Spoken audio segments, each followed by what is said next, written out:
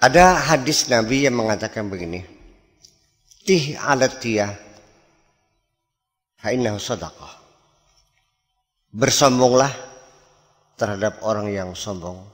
Takabbar adal mutakabbiri sadaqah. Dia takabburaka al mutakabbiri sadaqah. Gimana tuh maksudnya tuh?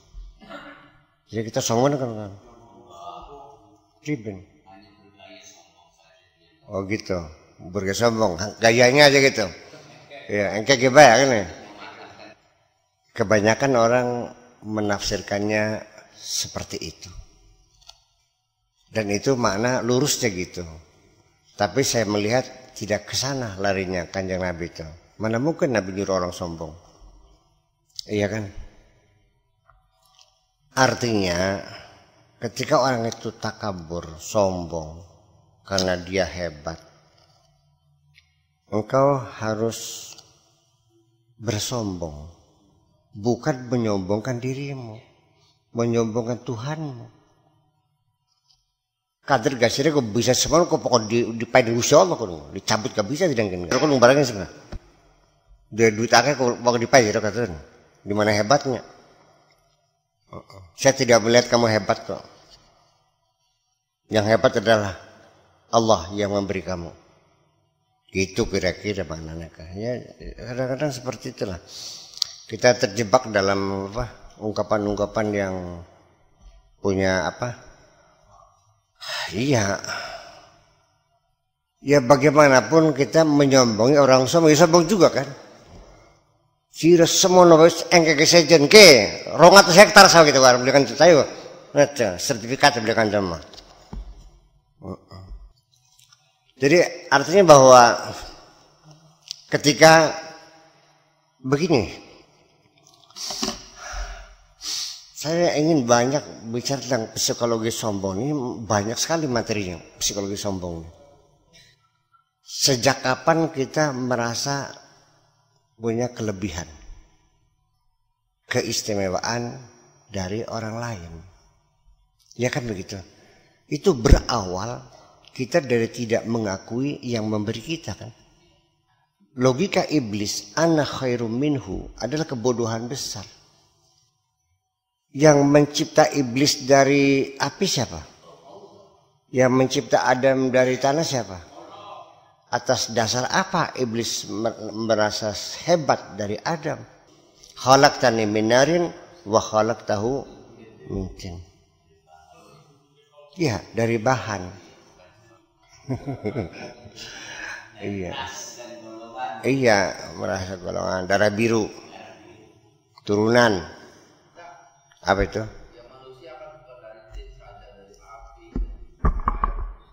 Bahan dasarnya min salsal, salsal itu tanah liat. Min hama'im maknun, sama itu juga ada airnya, ada tanahnya, ada panasnya, ada burudahnya, ada dinginnya, itu semua sama. Tapi kan bahan dasarnya itu kan adon-adon dasarnya kan sing lemah. Pakai setan nggak bisa lemah, sing memang dari api. Jadi merasa lebih hebat dari Adam. Mengatakan demikian kepada Allah. Ya artinya kan kebodohan yang sangat vulgar sekali. Sehingga dapat saya katakan bahwa orang sombong itu bodoh sebenarnya. Orang kalau sombong, kecerdikannya hilang, jadi bodoh. Kenapa? Ketika dia merendahkan orang lain, ya kan begitu. Karena dirinya merasa lebih. Sehingga berkelanjutan, orang sombong itu tidak mampu melihat kelebihan orang lain. Dan yang jelas lagi, orang yang sombong itu sulit untuk ditegur karena dia akan tersinggung. Orang sombong itu sulit untuk bertanya kepada siapapun. Lebih baik dalam kebodohannya daripada dia terbongkar kebodohannya itu. Apa? Aja takut maning, batik katon bodoh lebih yang konek. Karena takut ketahuan bodohnya, maka nggak nanya. Sebab orang menanya tuh ada menanya bodoh, ada menanya cerdik. Ada yang menguji, kan gitu. Semakin banyak bertanya, semakin menelanjangi dirinya sendiri akan kebodohannya. Itu terjadi.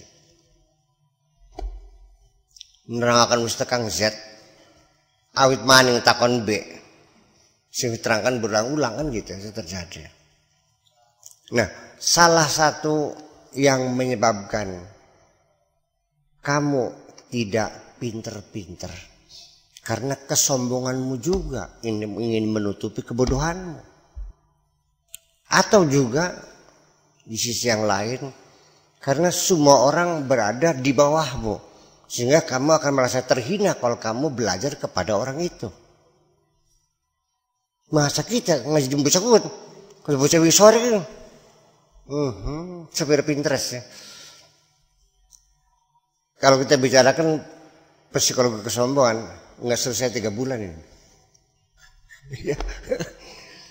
Iya.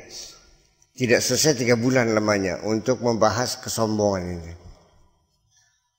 Dan kesombongan ketika memuncak pada tingkat tertingginya, dia menjadi taghut. Mengklaim dirinya sebagai Tuhan juga. Dan alhamdulillah tadi jam 8 waktu Libya, sini jam 10. Itu tadi baru diproklamirkan kemerdekaan Libya.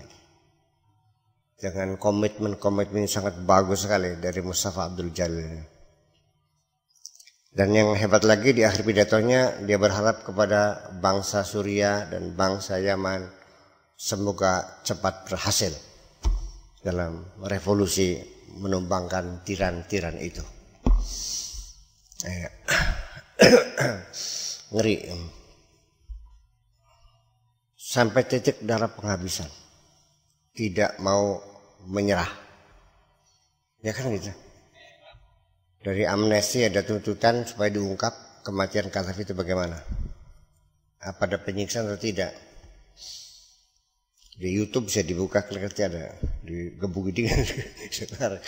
Iya, tapi ya saya kira tidak akan efektif lah, sudah selesai kok. Malah sebagian komentar lebih baik dia mati daripada dia ditangkap hidup-hidup. Umpamanya gawe ruwet, non? Iya. Iya. Sebab duitnya masih banyak. Yang mati kan mau tasib. Kalau Saiful Islamnya kan nggak bisa lagi. Nah itu kan setiap siapa saja, pemimpin mana saja, kalau kesombongan sudah memuncak, ditumbangkan Allah. Lebih. Iya. Sebab Allah juga ingin menyelamatkan makhluknya dong. Dan ternyata kesombongan juga yang kita miliki sekarang ini bibitnya sama dengan tugot yang lain. Hanya mereka ada kesempatan untuk membangun kesombongannya kalau kita nggak ada. Kenapa? Beli di duit sih lah nih. DP ilmu, DP kekuasaan, lemen sira DP kekuasaan, DP ilmu jadi duit, ya kan undang-undang kayak Fir'aun bapak, bibitnya sama itu. Dan apa namanya, setan menggoda kita gak untuk berbuat sombong? Ya, itu salah satu agenda setan. Membangun kesombongan pada diri kita sendiri. Bukan hanya mengajak berbuat jahat setan, tapi juga membangun kesombongan pada kita. Bahkan kalau setan mengajak jahat itu lebih banyak gagal. Setan mengajak kebaikan, dan kebaikan itulah dibangun oleh setan sebagai dasar kesombongan kita.